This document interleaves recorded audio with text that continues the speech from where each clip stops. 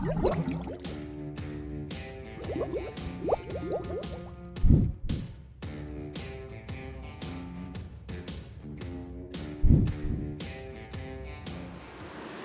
selamat hari Minggu adik-adik. Berhubung situasi dan kondisi yang tidak memungkinkan kita untuk beribadah di gereja, maka ibadah PT kali ini kita laksanakan secara online. Dan sebelum memulai ibadah, kakak ada beberapa pengumuman terlebih dahulu. Yang pertama, untuk persembahan, adik-adik bisa berikan persembahannya ke orang tua dan bisa dibawa ke gereja pukul 9 sampai 12 siang setiap hari dan dimasukkan ke kotak persembahan yang telah tersedia. Dan yang kedua, kakak harapkan partisipasinya untuk mengisi nama lengkap dan kelas di kolom komentar di video YouTube di bawah ini. Dan yang ketiga, meskipun kita melaksanakan ibadah PT ini secara online, kakak harapkan adik-adik tetap menjalankan ibadah ini secara khusyuk. Sebelum memasuki ibadah, kakak undang adik-adik untuk bersalat teduh sejenak. Salat teduh dimulai.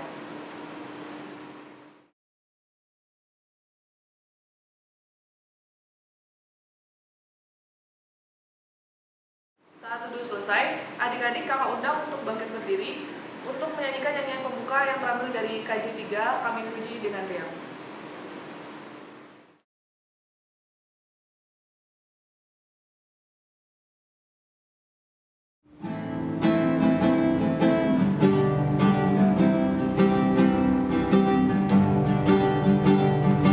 Kami puji dengan riang Engkau Allah yang besar, bagai bunga terima siang, hati kami pun mekar. Kabut dosa dan derita, kebimbangan telah lenyap, sumber suka yang abadi di sinar-Mu menyerap. Adik-adik dipersilakan duduk kembali. Kita masuk dalam doa pembuka, kita berdoa. Ya Tuhan Yesus Kristus Tuhan kami datang kepadamu pada hari ini. Tuhan, terima kasih atas kehidupan masih kau berikan kepada kami semua pada hari ini, sehingga kami masih bisa hadir dalam ibadah PT ini. Ya Tuhan, kiranya Kau memberkati ibadah ini dari awal pertengahan hingga akhirnya, agar semuanya bisa berjalan dengan lancar sesuai dengan kehendak-Mu saja ya Bapa. Terima kasih ya Tuhan, kami serahkan doa ini hanya ke dalam nama-Mu saja. Terpujilah Engkau, haleluya, amin. Kita masuk dalam pelayanan firman, selamat beribadah.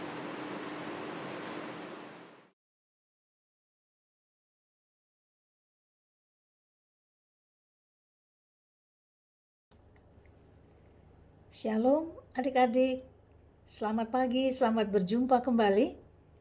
Kita bersyukur kepada Tuhan karena tidak terasa sudah di akhir tahun 2020, Tuhan masih perkenankan kita berjumpa kembali. Kita akan mendengarkan firman Tuhan yang terambil dari kitab Perjanjian Lama, dari kitab Yesaya pasalnya yang ke-35, ayat pertama hingga ayatnya yang ke-10. Kalau sudah dapat, adik-adik silakan untuk berdiri sebelum kita berdoa. Mari kita satu di dalam doa. Kami datang kepadamu, ya Allah Bapa di sorga, Bapa di dalam Kristus Juru Selamat kami yang hidup.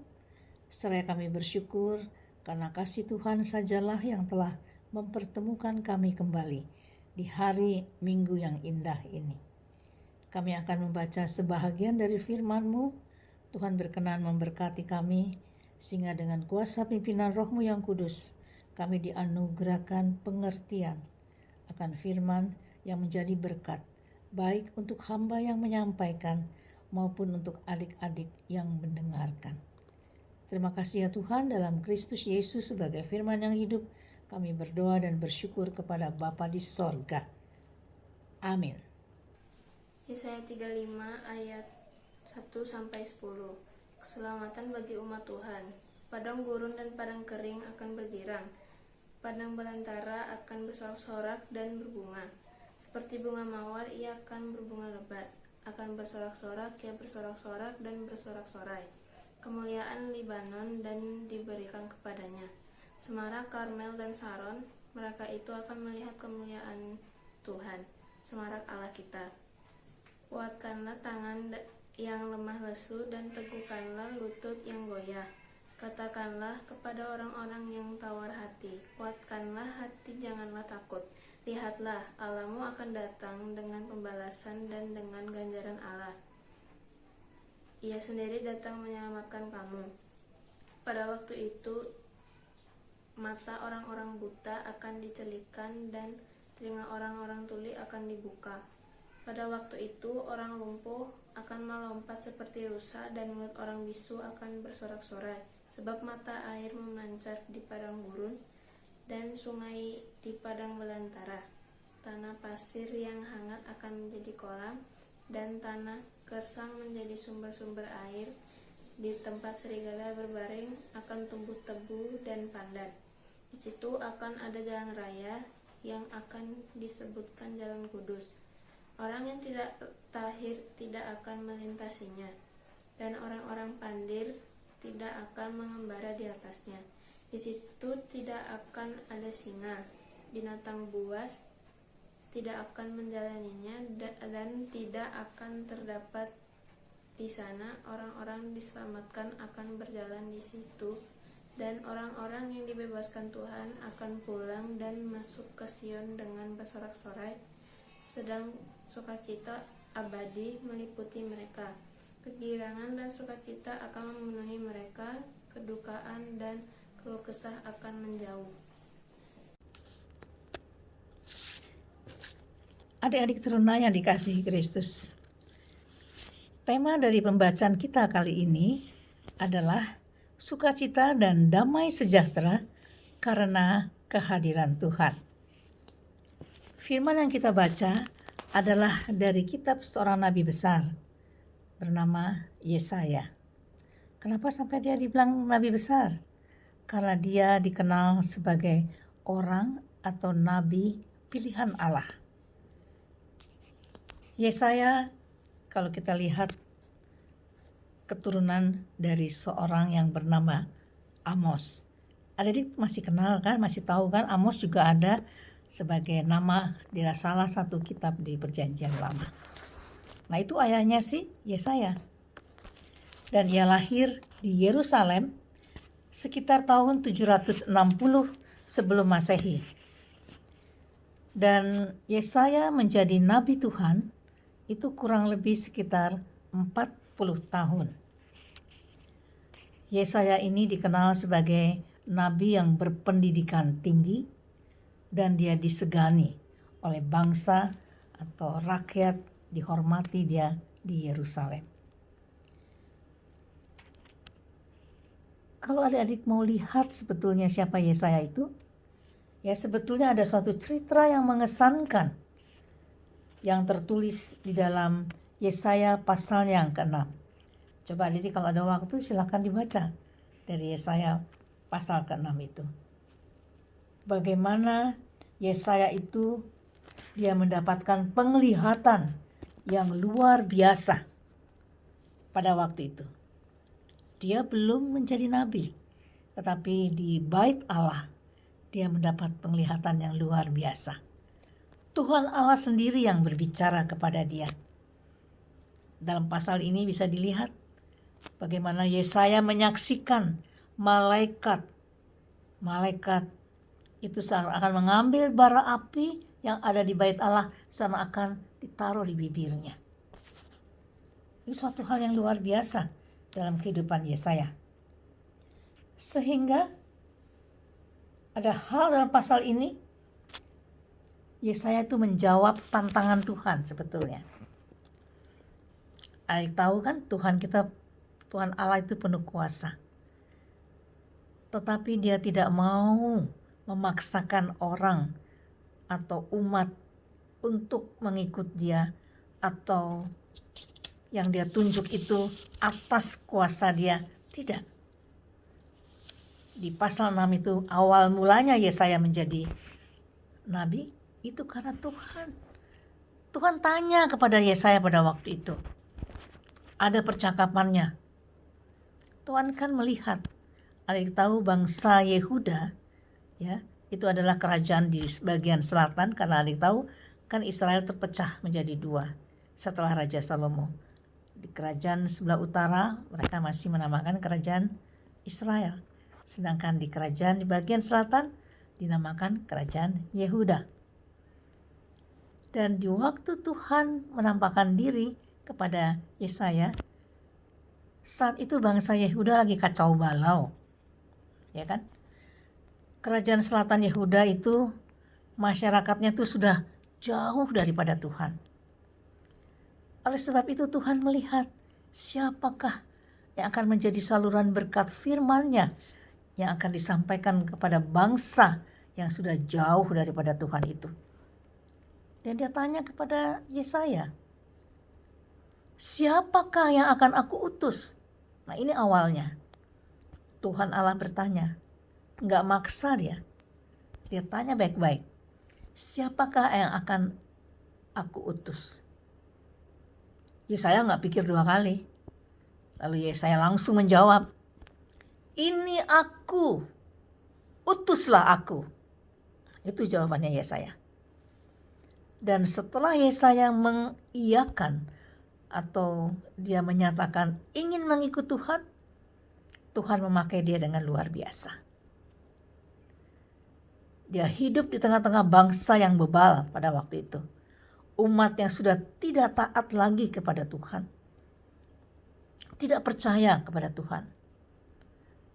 Dan di dalam cerita Alkitab dikatakan bahwa bangsa Yehuda pada waktu itu mendapat ancaman, ya, dari bangsa yang besar. Bangsa tetangganya sebetulnya. Negara tetangganya yang kuat. Dan Yesaya melihat bangsa yang kuat itu, si Asyur itu, ya, sebetulnya bukan masalah untuk dihadapi oleh bangsa Yehuda.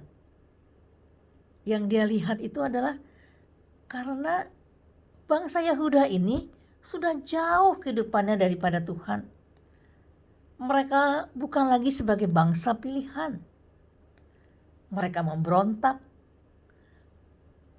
bejat, ya, kemerosotan moral, ada krisis ekonomi lagi.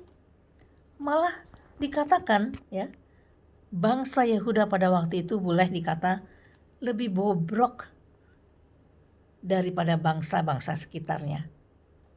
Di saat susah seperti itu, kondisi bangsa yang bobrok, Yesaya hadir menjadi pemberita firman Allah. Kalau kita renungi ayat pertama hingga yang ketiga, di sini sebetulnya ingin menjelaskan kepada kita, ya, bahwa hukuman atas dosa itu fatal. Diawali dengan kata-kata padang gurun. Ada tahu kalau gurun, ya? Kalau kita lihat di film, lihat di foto, yang namanya gurun pasir, ya kering, kerontang, tandus. Digambarkan juga di ayat itu padang kering. Sebetulnya itu melandaskan atau mengartikan kengerian hidup. Ini yang ingin diceritakan oleh Yesaya, ya. Pasal 1 sampai 3 ya ingin menceritakan bahwa hukuman atas dosa itu fatal. Itu sebetulnya akan dialami oleh bangsa Yehuda. Tetapi dikatakan, ya, selanjutnya berbeda, ya. Fatal daripada hukuman dosa itu karena Tuhan Allah mengasihi bangsa ini. Tuhan Allah mencintai bangsa ini. Sehingga karena Dia yang menciptakan, Dia bisa menjadikan padang yang tandus itu menjadi indah. Kita bacakan di ayat 1 sampai 3. Jadi indah, dikatakan malah yang kering bisa berbunga, ya kan? Dan menjadi sumber sukacita. Nah, inilah yang ingin dijelaskan oleh Yesaya. Yang kering kerontang, yang tandus, tidak bisa tumbuh-tumbuhan. Kalau bertobat, Tuhan bisa ubah semuanya menjadi subur dan indah. Kalau ayat yang keempat, kan Tuhan berkata, katakanlah kepada orang yang tawar hati, Dia ingin menyampaikan kepada Yesaya, tolong dong, kasih tahu tuh bangsamu, bangsa yang tawar hati, tegar tengkuk ya, bangsa yang penuh dengan keraguan, ketakutan, putus asa, dan kecil hatinya untuk menghadapi bangsa Asyur itu. Tuhan bilang, kuatkan hatimu, jangan takut.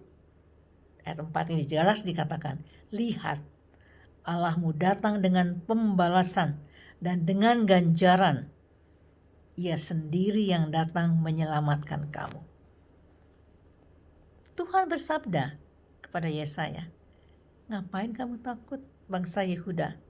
Kamu telah meninggalkan aku, tapi aku tetap mengasihimu. Kalau engkau bertobat, engkau sadar betapa banyak kenikmatan yang engkau akan dapatkan. Bangsa Asyur di matamu itu besar dan gagah serta kuat. Tidak ada apa-apanya di mataku. Aku bisa mengalahkan mereka. Di ayat 5 dan ayat sampai seterusnya ke 10, itu adalah pembuktian dari Tuhan Allah.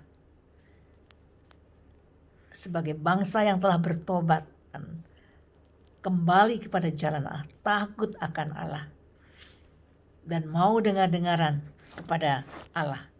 Betapa nikmatnya. Kita bisa katakan di situ, kita bisa lihat di situ. Yang buta bisa melihat, kata Tuhan. Yang tuli bisa mendengar. Ya, mereka diberikan kesadaran. Kalau mereka bertobat dan mereka sadar betapa banyak keindahan-keindahan, kenikmatan, kebahagiaan, kesukacitaan akan mereka dapatkan dari tangan Tuhan sendiri. Dan itu Tuhan buktikan. Mereka bangsa dengan satu syarat harus bertobat, dan Allah membuktikan.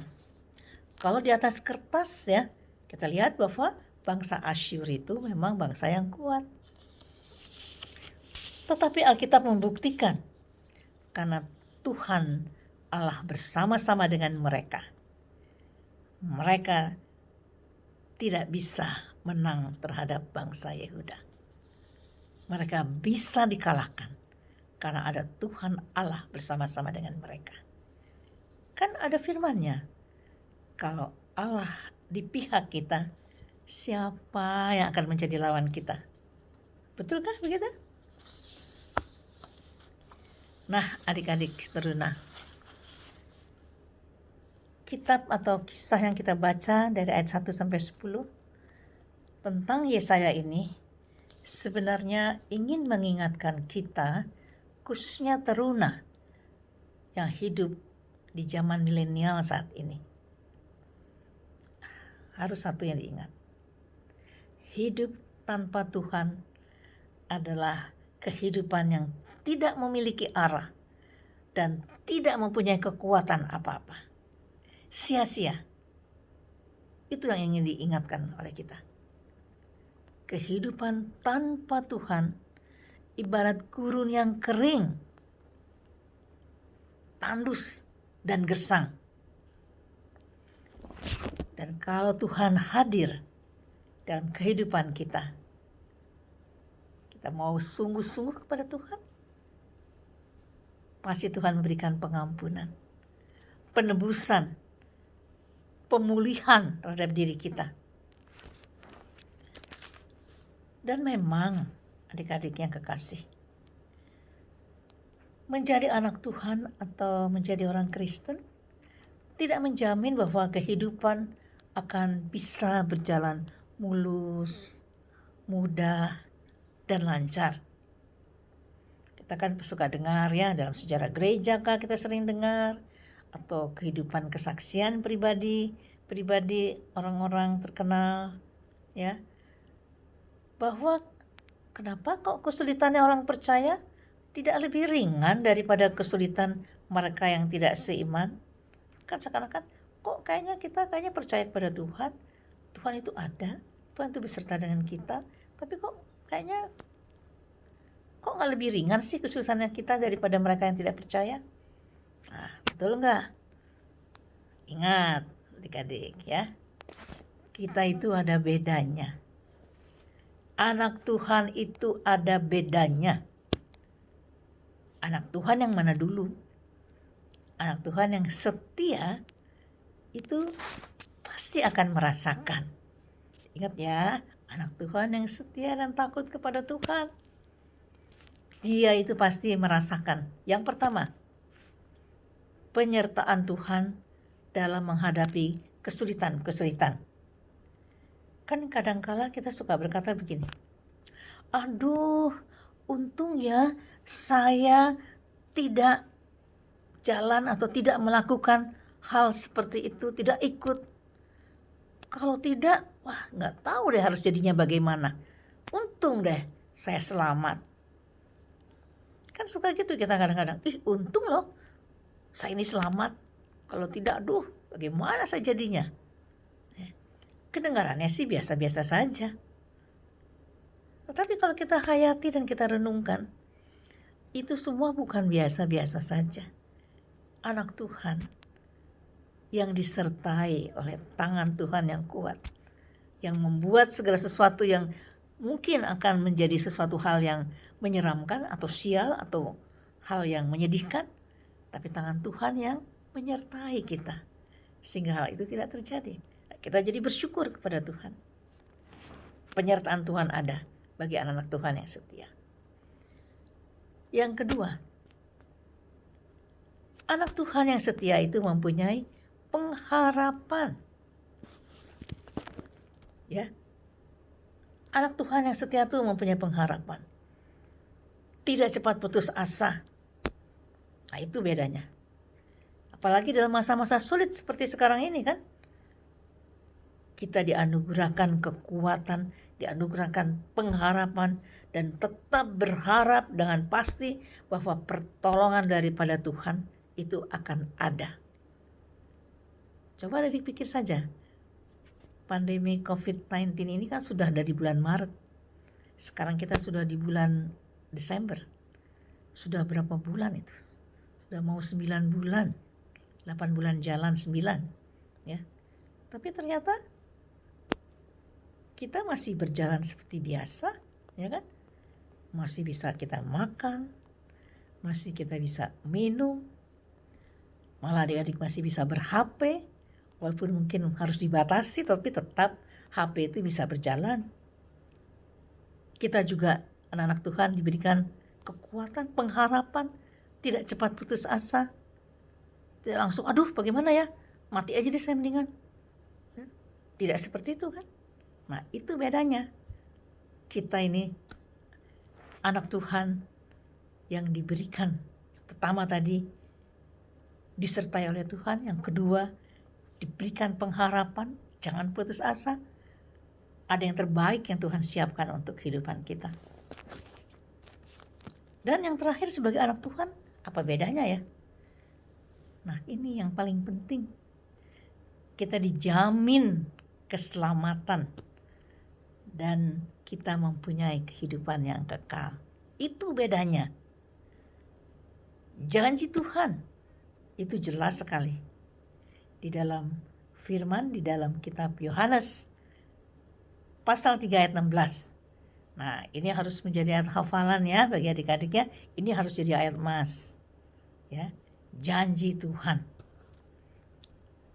Karena begitu besar kasih Allah akan dunia ini, sehingga ia telah mengaruniakan anaknya yang tunggal, supaya setiap orang yang percaya kepadanya tidak binasa, melainkan beroleh hidup yang kekal. Ya, hafal ya adik-adik, Yohanes 3 ayat 16.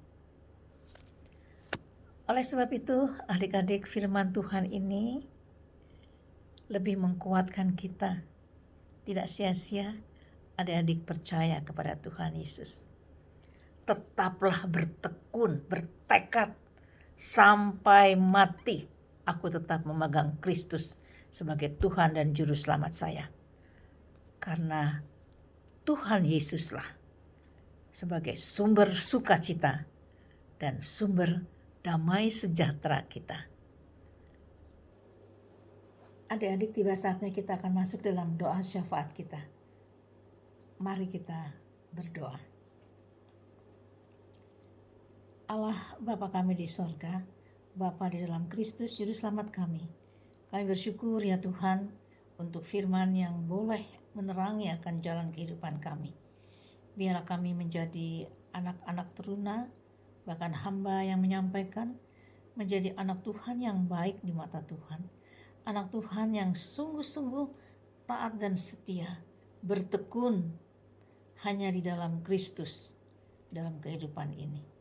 Percaya seutuhnya bahwa di dalam nama Yesus ada jaminan kehidupan kekal. Di dalam nama Tuhan Yesus ada damai sejahtera. Terima kasih ya Tuhan Yesus. Kami berdoa saat sekarang ini ya Tuhan untuk saudara-saudara kami yang ada dalam keadaan kondisi sakit, khususnya bagi mereka yang ada di rumah sakit akibat karena COVID-19. Tuhan kiranya menjamah keberadaan mereka. Tuhan mengasihi mereka, memberkati akan tim dokter, tim perawat, tim medis ya Tuhan, agar mereka boleh menjadi alat Tuhan yang benar-benar berarti bagi kehidupan mereka. Terima kasih Bapa. Kami berdoa juga saat sekarang ini ya Tuhan untuk gereja kami, gereja GPIB Eklesia. Kami menyerahkan akan seluruh program kerja. Kami menyerahkan akan gembala jemaat kami, Bapak Pendeta Antonius Selawane. Tuhan memberkati juga pendeta-pendeta yang ada di gereja kami, untuk pendeta Nona Pendeta Mince Mulikale, pendeta Samperuru, bahkan Vikaris Arni.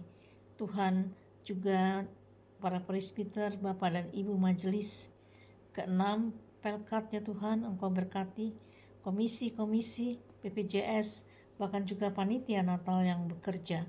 Tuhan memberkati akan seluruh pelayanan daripada gereja kami. Kami berdoa juga saat ini untuk bangsa dan negara kami. Tuhan mengasihi kiranya akan Presiden kami, Bapak Presiden Joko Widodo dan Wakil Presiden Bapak Haji Maruf Amin. Tuhan berkenan mengasihi akan mereka, bahkan dengan tim kerja mereka. Para menteri, tim kerja dari yang atas, dari pusat hingga ke daerah. Biarlah mereka boleh memimpin bangsa dan negara ini dengan rasa takut akan Tuhan dan mendatangkan damai sejahtera bagi seluruh bangsa Indonesia. Terima kasih Tuhan.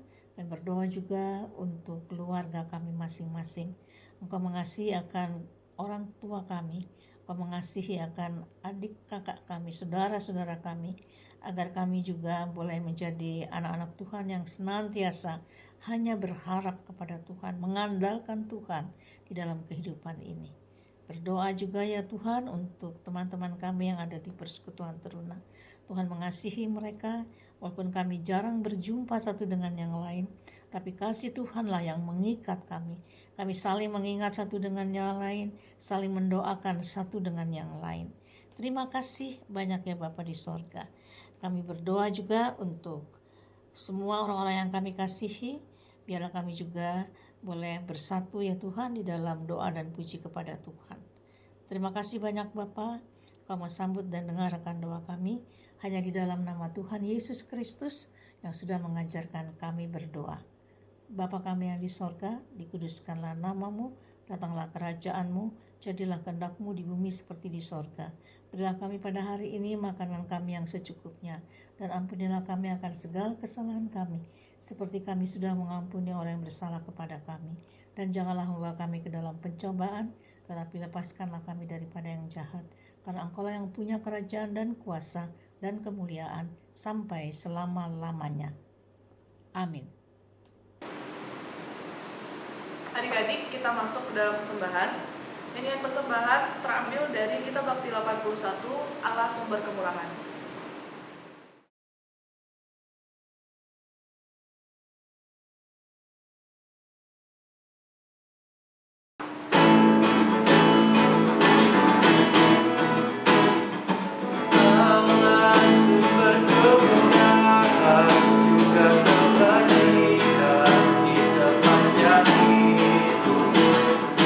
Bersyukur senantiasa, puji namamu.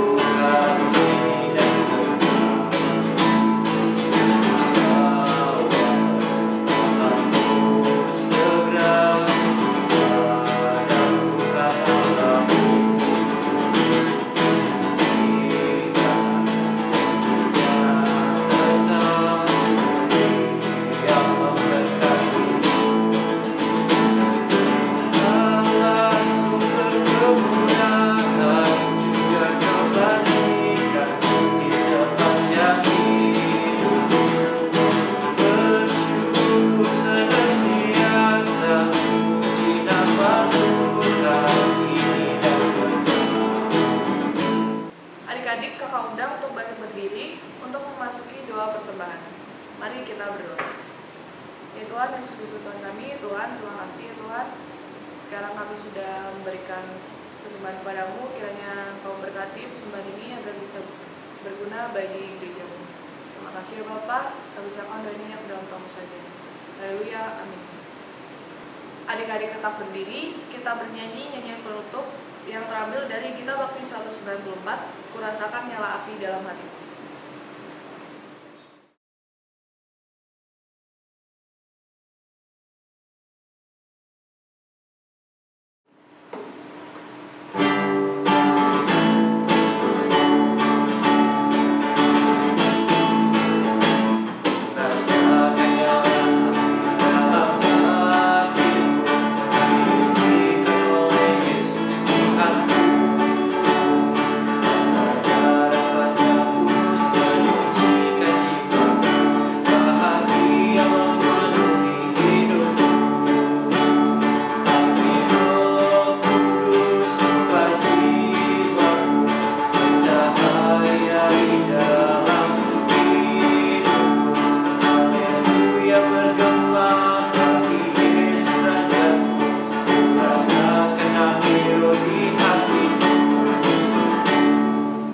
Adik-adik sekalian, marilah kita akhiri ibadah PKPT ini dengan berdoa. Tuhan Yesus yang baik, terima kasih atas penyertaan-Mu dari awal, pertengahan, hingga akhirnya. Sekarang kami semua akan kembali melaksanakan aktivitas kami masing-masing. Sekiranya Tuhan akan selalu menyertai kami, dan buat firman Tuhan yang sudah kita dengar, sekiranya dapat bertumbuh dalam hati kami masing-masing. Dalam nama Tuhan Yesus kami sudah berdoa. Amin.